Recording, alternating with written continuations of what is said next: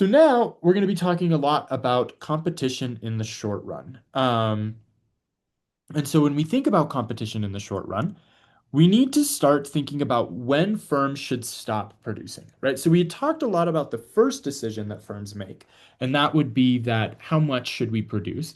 But the second question that we should be thinking about is when do we need to leave, right? We've had profits that have been negative in both of those previous examples that we did in video two. At what point in time do we decide that, you know what, that's really just not not working for us? We need to leave and figure it out from there. And so that's going to be looking at when we should stop producing. And so our producer's decision is always to maximize profit. But our economic losses happen when our revenues are less than our costs. And remember, our costs are our fixed costs plus our variable costs. And when we're looking at a cost function, our fixed costs are going to be anything without a Q, but our variable costs are going to be anything with a Q. And so what we should do is we should think about this. If our firm shuts down, then we do not have to pay our workers, and so our variable costs are equal to zero. But we still need to pay the fixed cost. And so when we're thinking about this kind of all together, as long as our economic loss is less than our fixed cost, the firm should keep producing. So if we come back up here, our economic loss was less than this fixed cost, so we're still going to be in the market. But in the long run, all of our costs can be avoidable, which is why we're not really going to be focusing on this because it's more interesting in the short run. So the shutdown decision in the short run asks a pretty simple question, right? We are going to say that as long as our revenue, a firm is going to shut down when our revenue is less than our variable costs. And when our firm, like when we have something that is going to be less than our variable cost, that means that our P times Q needs to be less than the variable cost that we have, or our P times our variable cost over Q is going to be, or sorry, here, this is, I was like, that doesn't make sense. Dividing by Q by both sides, there's supposed to be a less than in there. Um, Means that our P is going to be less than our variable costs over our Q, or in words, a competitive firm should shut down if our price is less than the minimum average variable cost, right? And so if our price per unit is less than the cost, the average variable cost or the variable cost per unit, then we're going to shut down. So if the price per unit is less than the variable cost per unit, then we shut down.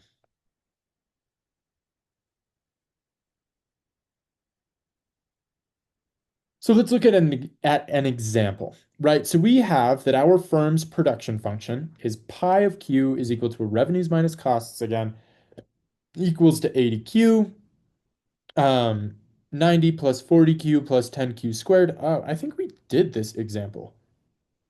Um, we can do it again. It'll be fine. So q star is going to be when our marginal revenues are equal to our marginal costs. Oh, here, we'll just add something like here. So are equal to our marginal costs, right? So again, we said that this was 80 should equal 40 plus 20q. And so our q star should equal 2. And we said our revenues at q star were 160. We said that our variable cost at q star should equal 120. And we said our profit at q star should equal minus 50. So coming back up here, we said that a firm should shut down if our price is less than our average variable cost, right? So if we think about this, our price right? Because revenues are price times quantity. Our price is 80. And we know that our variable costs at Q star should equal 120. So our average when Q equals 2, average variable cost should equal 60. So since P is still bigger than our average variable costs, our firm should stay open.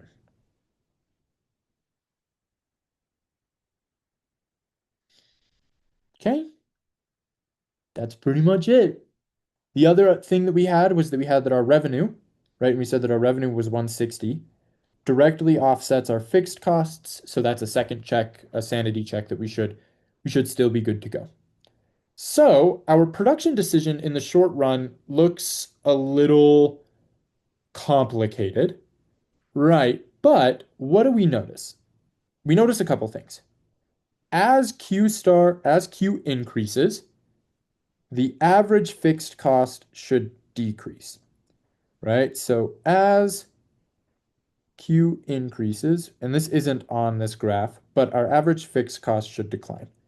And that makes sense. Our fixed costs are just one lump sum. The more that we produce, the less that we have to do for this. We notice that our AVC declines initially, but then increases due to the diminishing. Let me learn how to spell diminishing right. Diminishing marginal product of labor, right? So we notice here that we are going to initially decline and then we are going to pop right back up. Second thing, the AC should look very similar to the AVC. The only thing that is going to be shifting it is due to the average fixed costs. The other thing that we need to notice is that our marginal costs decrease first, but then increase also due to diminishing MPL, and it intersects the AVC at the minimum, right? So it decreases initially, and then it increases, meeting at 0. Another thing, in a perfectly competitive market, the demand curve is perfectly elastic. Demand is elastic in perfectly competitive market. P equals marginal revenues, average revenues. That's kind of hard to see on here because we don't have the demand curves because these are just the cost curves. But then the other thing that we just need to say is that our average profit is average revenue minus average costs, and profit is maximized when the margins are equal to each other. Couple other things to point out on this. This is at the break-even point where you have your marginal costs are completely offsetting your average costs. Are equal to your average costs. Your marginal costs are equal to only your variable costs is when you have a shutdown. So if you are less than your average variable costs, which another way to think about this is that every unit that we are producing costs more than or is generating, yeah, it costs more than we are willing to pay for it. Everything above this average cost means that we are going to be making profits because not only are we completely offsetting the average variable costs, but we're also offsetting that initial inflow of cash that we needed to do in our fixed costs. So if we're looking at this supply curve, we can also think about this as like the shutdown function as well. Um, right? We can think about this in a lot of different ways. If we have this supply curve here, um, less than price one, right? So at our minimum of our average variable cost, we're going to shut down, which is why we see this jump, like this is all the way at zero. But as soon as we hit 50, then our marginal costs are going to keep going up like this.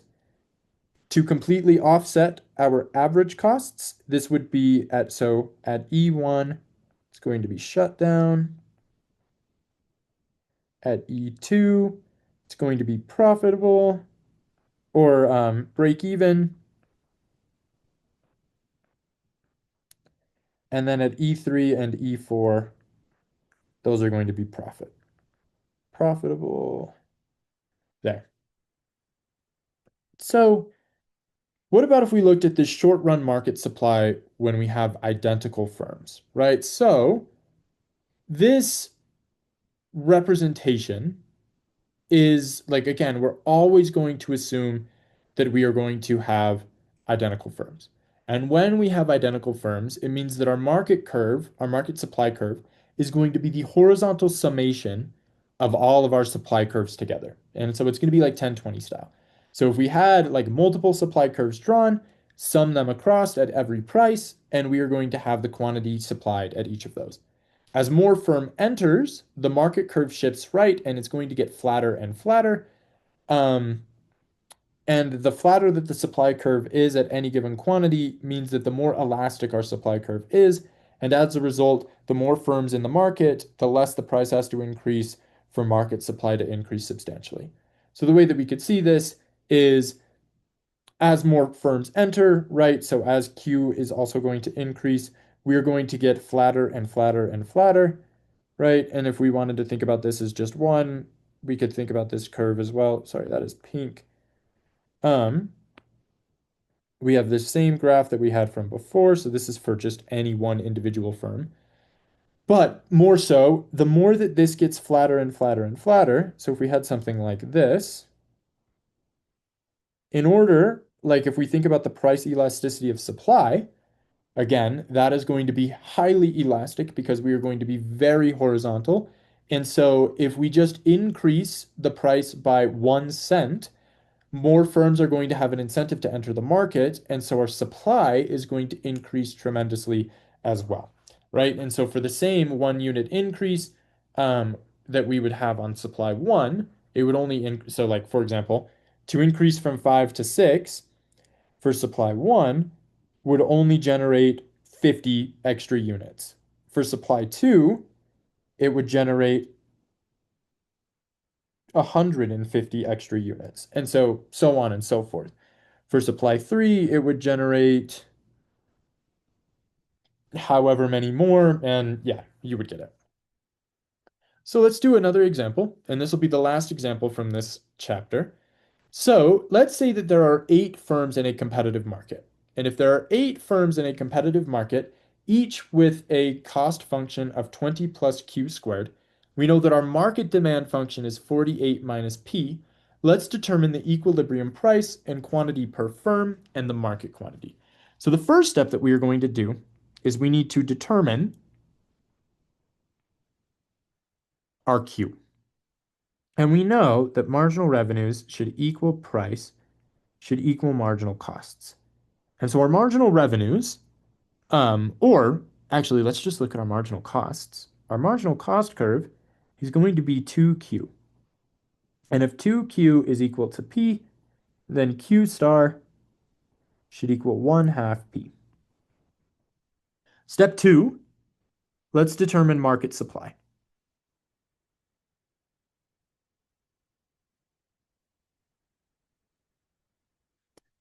So if we know QS, and there are 8 firms,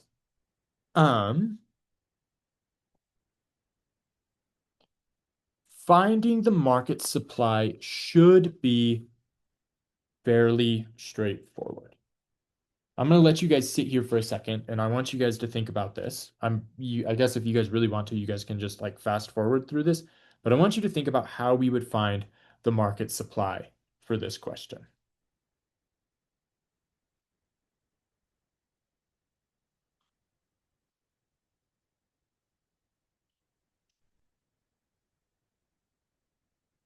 I'm trying something new. I want you guys to think about this. It's really weird just talking only to myself.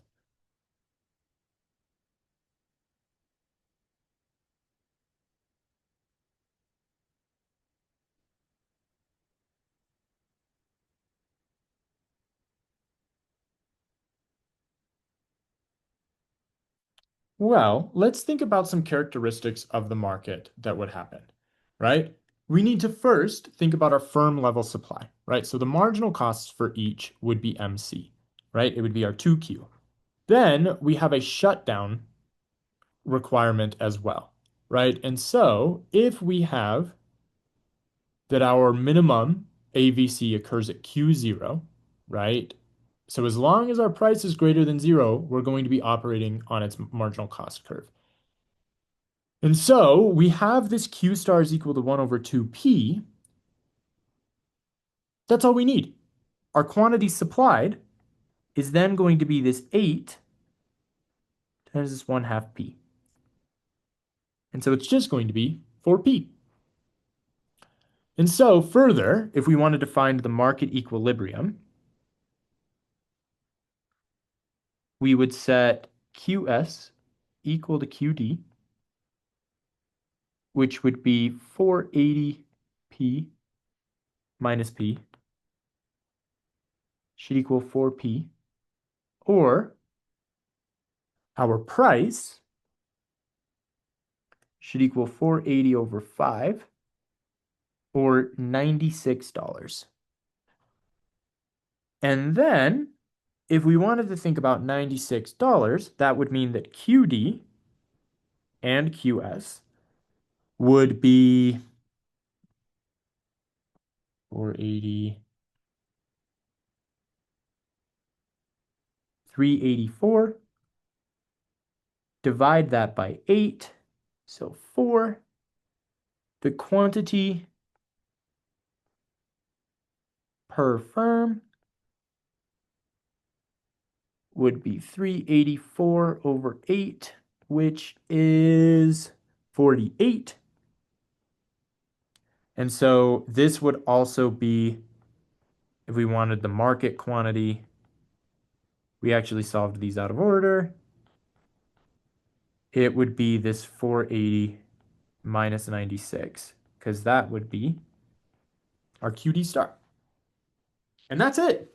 That is competition in the short run. So thank you all for watching. I really appreciate it.